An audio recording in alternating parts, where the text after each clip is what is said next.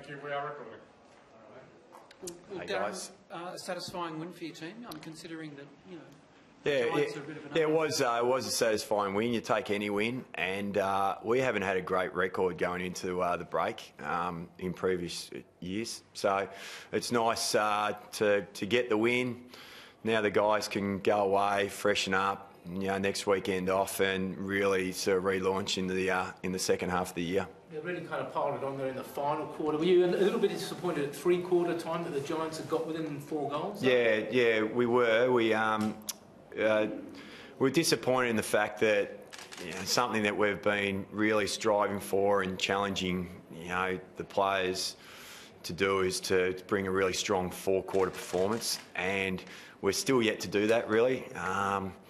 Thought our start was tremendous, and we really spoke about the start, and then we were challenged in the third quarter and probably a little bit sloppy with some things, and the last quarter again the guys responded and kicked away. Todd Goldstein's effort was pretty enormous. I know he was up against an inexperienced ruckman, but to have 80 hit-outs, record number of hit-outs to advantage. He copped a knock or two during the game. Just tell us about his game today. Oh, look, Goldie's just having a tremendous season. He really is. We thought that we could get an advantage with him in the ruck because of the form that he's been in, and obviously with GWS losing Mumford and having to bring a couple of young, inexperienced ruckmen in. But you've still got to back it up, and you've still got to do it. And Goldie was able to do that tonight. So he just obviously gave our midfielders first use, and hit outs to advantage, got the ball going our way, and he copped that really heavy knock early in the game too. And his eyes he's got quite a bad shiner and had to get some stitches. So to be able to do that, it's just credit to how far he's come as a player. Is it a bit tricky to prepare for a game like that when there's so much turnover in the opposition side?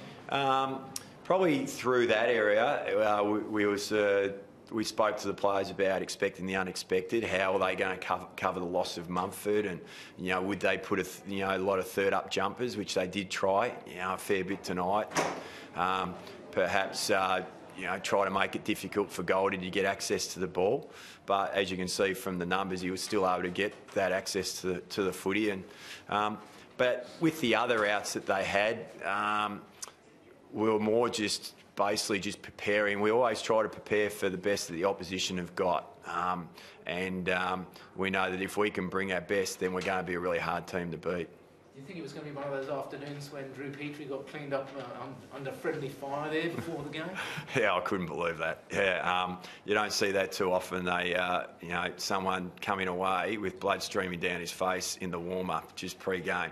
And there was a little bit of confusion around it because we weren't too sure what the rules were. You go in, you name your interchange players 90 minutes before the game. And we weren't too sure whether we could actually start someone else out on the ground, or whether we actually had to wait for the ball to get bounced before we could actually send them out there. So we were trying to get clarification from the AFL for that.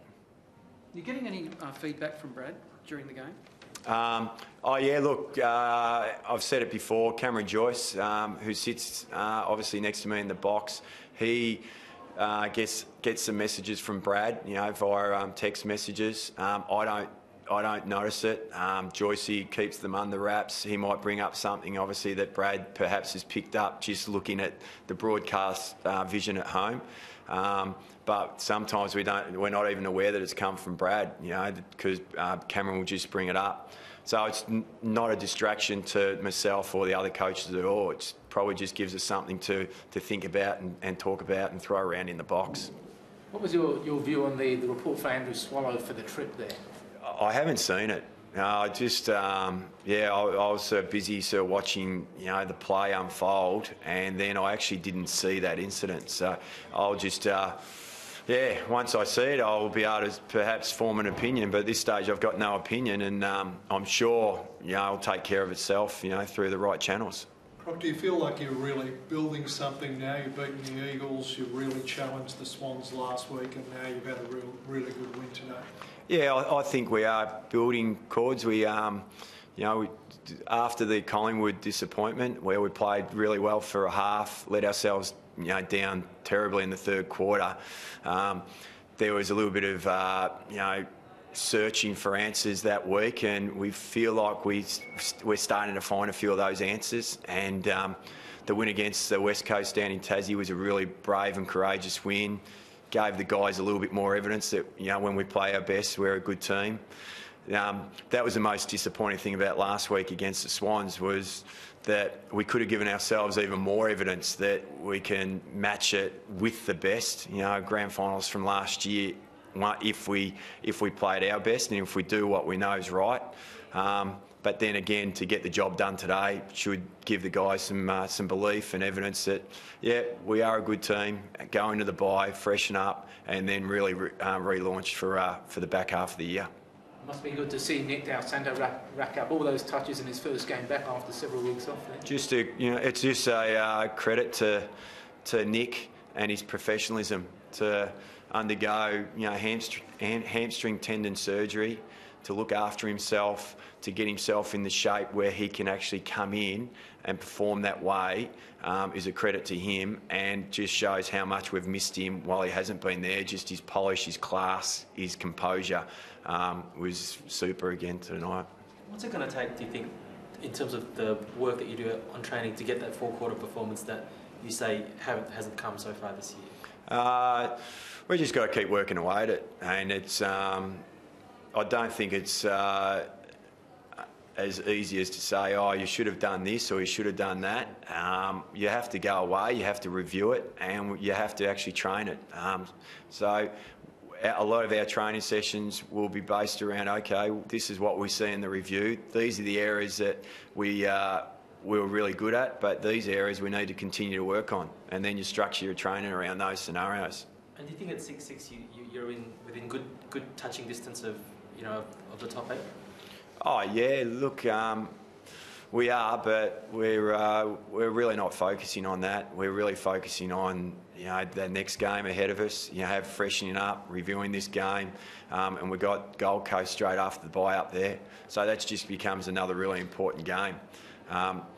Seems like every time you lose one, it's the pressure comes back on. Your season becomes right on the knife's edge, and then when you win another one, well, okay, it's just another step forward to where you want to end up. How did you end up injury-wise there? Well, we had a few going down, a few stitches, Goldie stitches, Drewy obviously stitches before the game. Jared Waite had to just come off and get an ankle restrapped. Robbie Tarrant, I think a jarred thumb. Hopefully that's all it is. So I think we've come out okay without sort of really speaking to the medicos at length. Thanks, Brock. Thanks, everybody. Thanks, Darren. Thanks, guys. How are you, Cords?